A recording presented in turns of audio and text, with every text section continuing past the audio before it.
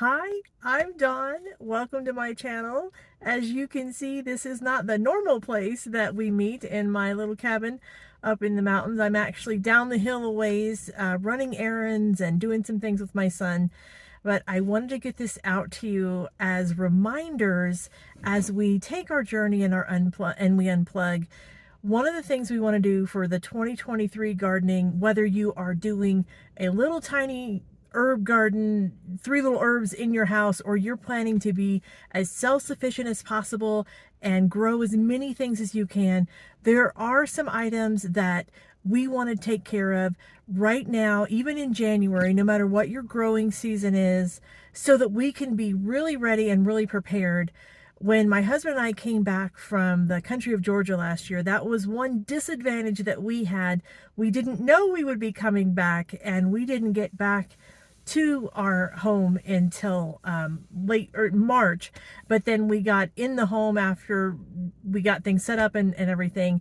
It was more April, May, and so there was a lot that we didn't get done, a lot that we couldn't get done. We were just getting the raised beds set up and other things, figuring out where the sun is and that. So this year I am determined that I am going to be better prepared, and I thought I would share these 6 tips with you in case you find any of them helpful and useful as you go about preparing for your garden. So one thing, if you did garden at all in 2022 and you decided you want to be more self-sufficient, you just want to try your hand at it, then now is the time to take a piece of paper, or maybe on your phone or your device if you're not old school like me and like to write things down, but really reflect on what you did last year and how did that go. And was there items that you were really pleased with that, wow, this grew a lot better than I thought it would. This is a really good area for this. Or maybe there was some things that, well, that was kind of disappointing. That wasn't at all what I thought it would be, or I really thought these would grow and I got either no harvest or a little tiny harvest. So anything like that, anything you might like to change, or maybe you discovered that you thought one area was really great for a certain plant, only to find out, you know what, there's no sun there, or maybe there's way too much sun there for what I wanted to plant. So definitely write that down. Think about those things, figure that out, because that will help you as you are planning for your 2023. Now, the second item is really pretty easy, and I will put a link down below for you.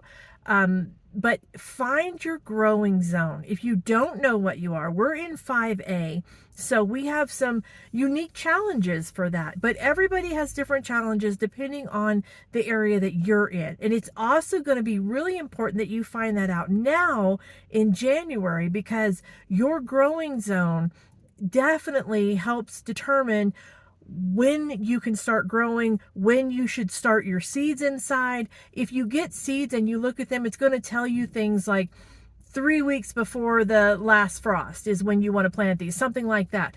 Well, you need to know when your last frost should be and what does that mean. So I will put a link down there, and certainly look at that. If you have questions, just put them down in the comments below. If you don't really understand what a growing zone is or what does it mean, I would love to help you with that. No problem at all. Before we go any further, speaking of comments, please also, if you are enjoying these videos and you're finding them helpful, hit the subscribe button and also the bell so you can be notified when we do new videos. And if you're liking this video, also hit the like button on that. That will really help out. So thank you very much for that. Okay, number 3. So if you've looked back at your 2022, you've kind of figured out what you want to do, you know your growing zone, you've got an idea of what that is and when your last frosts are and that kind of thing. So now you want to plan out your garden. And January is the perfect time to do that, because maybe you want something small, but maybe you want something as big as you can. You want to decide on what are your goals. Do you want to be as self-sufficient as you can? I know, for instance, the egg situation in the US is just going crazy. We have been in multiple stores where there are no eggs at all, or there's only one little section of eggs, and of course they're super expensive. So I'm so thankful that we chose to get chickens last year because now they are laying eggs for us, and that's perfect timing. We do live in the city, but we're allowed to have six chickens. No roosters, but we can have 6 chickens. So see if that's something that might be available to you. And if it's not, you can certainly reach out to local people in your area who do have farms or something like that. We see signs around that says fresh eggs for sale. So even though you may not be able to get them in the store, you can get them that way too. So that's the kind of thing you want to look for your goals. Do you have a tiny little space in your apartment? That's okay. You can certainly grow things like celeries and food scraps and herbs and microgreens. I've got videos on that, and I'll put those down below that you can check those out if you like. But any of those, you could still grow them in an apartment. You can even grow them without balconies. If you have sunny windows, that helps, but you can use grow lights and things as well. So don't feel like you're out of the game because you have a small space, but maybe you have a really big space. And in that case, you want to be careful not to overdo, especially if you're new at gardening, because you can overwhelm yourself. But just think about what would you really like to see and what would you like to grow this year? And then think about, okay, what kind of shade areas do I have? What kind of sun areas do I have? So make sure you do that. And then your time. Are you working outside the home? You can certainly still garden, but it will affect the amount of gardening you're able to do. So make sure you keep that in mind too and be thinking about that. So all those planning things, you can definitely do them now so that when you're time to start growing, whether you're doing seeds or you're doing other ways of gardening, you'll be ready, you'll be set, you'll know what you're doing, and it's not going to be haphazard, and you're not going to waste money and time because you didn't do it right. So be thinking about that. Now, as I always do, I do want to share scriptures with you just to give hope and reminders of the Lord being there with us, of Jesus' peace that we can all have. And today, instead of doing Old Testament, New Testament like I usually do, since this is all about planning for gardening for the new year for 2023, I thought it would be appropriate. I pulled 2 scriptures out of Proverbs, and as I've said before, there's so much good knowledge in Proverbs, and there's 31, so you could just read one a day every single month, and if you miss one, just skip over it and start doing the next day, and you'll read through them every single month, and that would be really great. But for today, I have Proverbs 16:3, commit to the Lord whatever you do, and he will establish your plans. So that is perfect for what we're talking about here.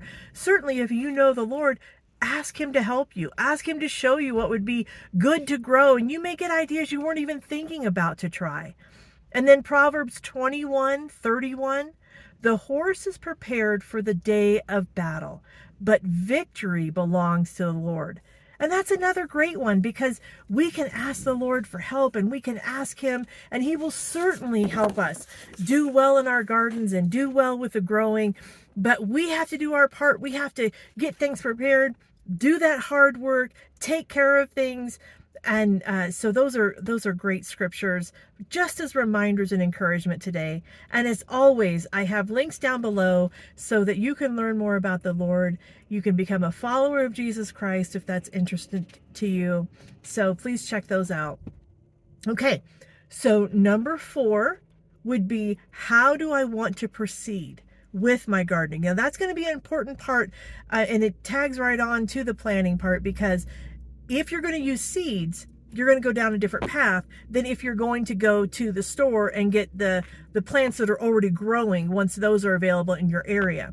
So of course, the ones that are already growing, they're really easy because you just put them in the ground and you go. And so maybe you want to go that route. There is going to be a larger expense, of course, with that. Maybe you want to try both. Maybe you do want to try the seeds. So number 5 would be, if you are looking at seeds, now is the time to be looking at those seed catalogs. You can do that online. You can do that through the hard copies. You can ask to have one sent to you. I know M.I. Gardener, They have a great one. Epic Gardening just acquired a seed company, so you might check that out as well. You can just go to their website. They just have a wealth of knowledge, so they're good ones. I would encourage you, if you can, and I mean, certainly do your own research, see what you're comfortable with, but heirloom seeds are wonderful because you get consistent results year after year, and they've been around for a long time. They're tried and true. Of course, organic seeds, you know what's going in the ground. You're going to eat these things, so that's always a really great way to go. So look, check those out and see what you think is good for you. So that would be number 5. If you're doing seeds, now would be the time to get those going. And the reason you want to do that is because depending on what your growing zone is, you might be really close to where you want to start your seeds indoors. And you don't start all seeds indoors, and that will be in those seed catalogs too. And I've talked about it in other videos, but things like root vegetables, they don't get started indoors and things. So just there's that. And then the last one, depending on if you're doing the seed starting or you're doing the plants, you want to figure on the equipment that you're going to need. So for instance, like I said, you want to gather the seeds now, but then you would need seed mats. You might need to have something like a heated grow mat. And I can put links for those down below if you're not familiar with what they are. So that might be something you want to look into. You would want some type of watering cans, what type of soil or seed starters you want for the for soil, all of those things. Do you need grow lights? You might need that. So now would be the time to look at all of those things. So, all right, that is our 6 suggestions to get started for January. I hope these are helpful for you. I'm looking forward to doing lots of gardening videos with you in the coming months. Go out there, get growing, be as self-sufficient as you can. It's really fun when you can actually start growing your own food and taking it down and eating it yourself, and you know that you did that. So I encourage you to do that. Have a wonderful week, and we'll see you next time on the channel. Bye-bye.